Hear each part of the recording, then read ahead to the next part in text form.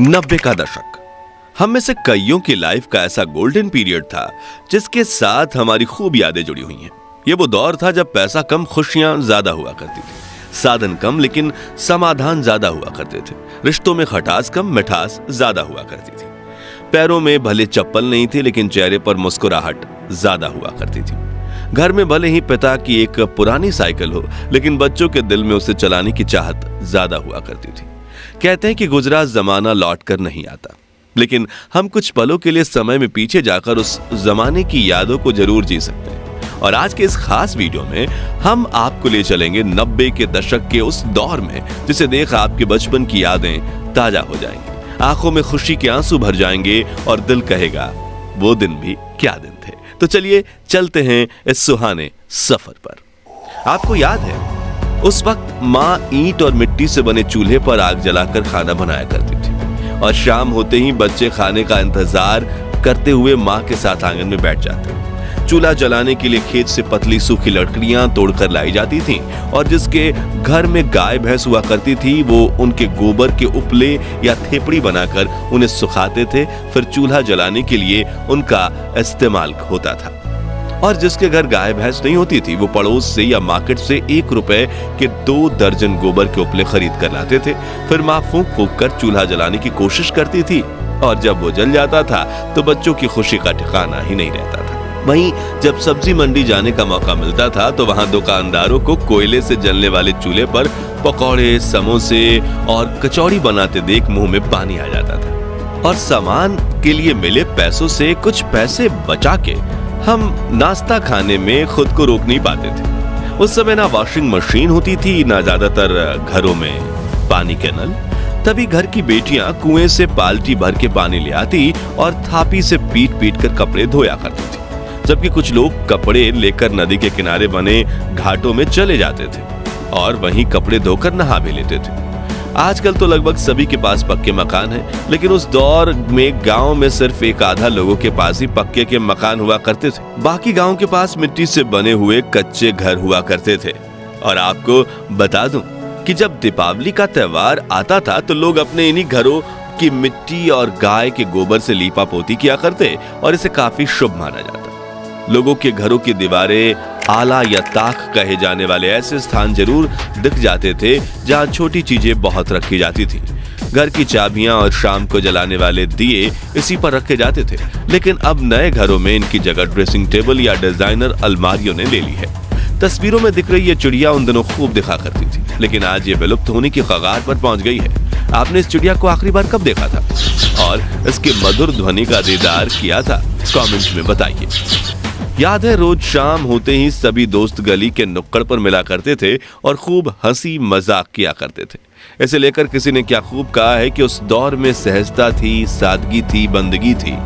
ये social media platforms नहीं थे तब जिंदगी। बच्चे में एक दूसरे के साथ कई मजेदार खेल खेलने की होड़ थी, जैसे कि राजा मंत्री चोर सिपाही, चिड़िया और छुपन छुपाई, इक्कल दुक्कल, गिट्टियां, अंताक्षरी, कच्चे पकड़म पकड़ाई, गिट्टी फोड़, आंख में चौली, लंगड़ी टांग, गिल्ली डंडा वगैरह। खैर, इनमें से बचपन में कौन सा खेल सबसे ज्यादा आपने खेला है कमेंट्स में बताइए। और अगर बचपन में आपने ये खेल नहीं खेले तो आपने 90s के बचपन का एक सुनहरा दौर मिस किया है। वहीं ये माचिस की ताश देखकर आप में से कुछ लोगों की आंखें भर आएंगी। ये ताश वही बच्चे बनाते थे जिनके पास ताश की गड्डी खरीदने के पैसे नहीं होते थे, लेकिन अपने रूल्स के साथ अपनी ताश खेलने का मजा ही कुछ और था। याद है वो स्वादिष्ट कैंडीज जो 90 के दशक की शान हुआ करती थी। गुरु चेला जिसमें कैंडी का पैकेट घुमाने पर फोटो बदल जाती थी, पान पसंद, मैंगो बाइट, चटपटी कैंडीज, एक्लेयर, किस्मी, इमली की गोली, खाने वाली सिगरेट, जेम्स, आम पापड़, कप में मिलने वाली स्वादिष्ट जेली और मिल्की बार। ये कुछ ऐसी कैंडीज थी जो पूरे भारत में जोरों शोरों से बिका करती थी। खैर, इनमें से आपकी पसंदीदा कौन सी थी? कमेंट्स में बताइए। ये वो गलियां हैं जहां हम क्रिकेट खेलते वक्त जीवन की सभी समस्याएं भूल जाते थे। बच्चे बारिश के पानी में छपाक छपाक करके दौड़ते थे और अगर एक पुराना टायर मिल जाए तो छोटी सी लकड़ी की मदद से टायर को धकेलते हुए रेस लगाने का मजा ही अलग था। ये वही मोहल्ले हैं जिनके साथ हमारी सैकड़ों यादें जुड़ी हुई हैं। ये वही पेड़ हैं जहां देश के लाखों बच्चों को प्राथमिक शिक्षा मिली है और जिन बच्चों को स्कूल जाने का सौभाग्य प्राप्त होता था वो महंगी बेंच नहीं बल्कि ऐसी लकड़ी की चारपाई पर बैठकर पढ़ते थे। जब पहली बार बंगाल में इंग्लिश स्पीकिंग क्लास खुली थी तब ऐसे दीवारों पर एडवर्टाइजमेंट दी गई थी, लेकिन आजकल तो अंग्रेजी के सामने हिंदी भी फीकी पड़ने लगी है। अब नजर नहीं आते ये डाकियां जिनकी साइकिल की घंटी सुनते ही घर में खुशियों की लहर दौड़ उठती थी। पोस्ट ऑफिस तो आज भी हैं, लेकिन खत लिखने वाला कोई नहीं। याद है, गांव से शहर गए लोग जब परिवार को एसटीडी पीसीओ पर फोन किया करते थे तो पूरे गांव में खुशहाली फैल जाती थी। प्रेमी प्रेमिका तय किए गए समय पर एसटीडी बूथ के पास बैठकर एक दूसरे को फोन लगाने की राह देखते थे और सिक्के खत ना इसलिए बात करने से ज्यादा ध्यान सेकंड्स पर होता था। लेकिन यार, मजा बहुत आता। ये वो दौर था जब कांच की बोतल में तेल और रस्सी डालकर घंटों तक जलने वाली चिमनी बनाई जाती थी और रात को लाइट जाने पर इसे जलाकर घर वालों के साथ खाना खाया जाता था। याद है, उस वक्त हमारी दादी नानी सिलबट्टे और मूसल में ताजी सब्जियों को पीसकर स्वादिष्ट चटनी बनाया करती थी। आटा पीसने के लिए घर पर ही 2 पत्थर वाली घटी यानी चक्की का इस्तेमाल किया जाता था। कुछ के घरों में मिट्टी के बर्तनों में खाना बनाया जाता था और खाने की हर बाइट में आने वाली मिट्टी की खुशबू मन को प्रफुल्लित कर देती थी। बर्तन भी स्टील के नहीं थे बल्कि लोहे, तांबे, पित्तल और कांसे के हुआ करते थे और डाइनिंग टेबल की जगह जमीन पर बैठकर हाथ से खाने का मजा ही कुछ और था। चलिए अब हमारे प्यारे राजस्थान में चलते हैं और 90 के दौर की कुछ ऐसी यादों को ताजा करते हैं जिनके बारे में शायद आजकल के बच्चे को पता तक नहीं होगा। तो उस वक्त राजस्थान के गांव में कई लोक नृत्य करने वाले समूह आया करते थे, जिनमें कुछ लोग स्वदेश में बने म्यूजिक इंस्ट्रूमेंट्स बजाया करते थे और कुछ उस मधुर धुन पर नृत्य करके गांव के बच्चे बूढ़ों का दिल मोह लिया करते थे। गांव शहरों में कठपुतली का खेल भी होता था, जिसमें कलाकार लकड़ी से बने गुड्डे गुड़ियां नचाकर खूबसूरत कला का प्रदर्शन करते थे। लेकिन समय के साथ ये कला ठंडे बस्ते में चली गई। मोबाइल फोन और वीडियो गेम्स के जमाने में बच्चे असल मनोरंजन भी भूल गए और जिन कलाकारों को कठपुतली का खेल देखने में दर्जनों लोगों की भीड़ जमा होती थी, उनकी आज कुछ दर्शकों के लिए भी आंखें तरस गईं। याद है, उस वक्त ट्रांसपोर्ट के लिए ज्यादा वाहन नहीं हुआ करते थे, इसलिए कई लोग बैलगाड़ी और ऊंट गाड़ी से सामान को यहाँ से वहां पहुंचाने का काम करते थे और रोजी रोटी देने वाले जानवर की देखभाल अपने बच्चों की तरह करते थे।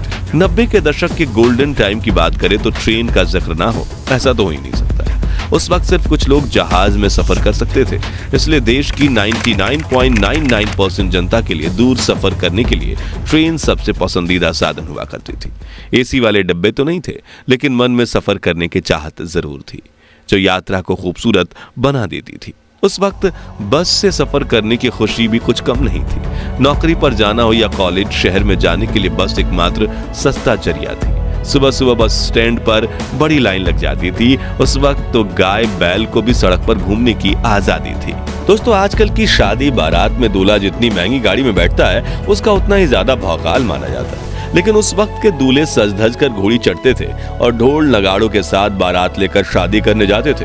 दूल्हे के यार दोस्त तो मानो अपने दोस्त की शादी को एक त्योहार की तरह मानते थे और पूरे जोश के साथ बारात में नाचकर शादी में 4 चांद लगा देते थे। कोई ज्यादा अमीर होता था तो कोई ढोल नगाड़ों के साथ बैंड भी बुलाता था, जिसमें बड़े से लाउड स्पीकर लगे होते थे और बैंड वाला गायक हर आवाज में ऐसे गाने गाता था कि बारातियों के पैर रुकने का नाम नहीं लेते थे। वहीं कुछ लोग इन लाउड स्पीकर्स का इस्तेमाल अपनी दुकान के प्रचार प्रसार में भी करते थे, जिसमें वो अपनी ही आवाज में कुछ पंक्तियां कहकर उसे कैसेट में चला देते थे।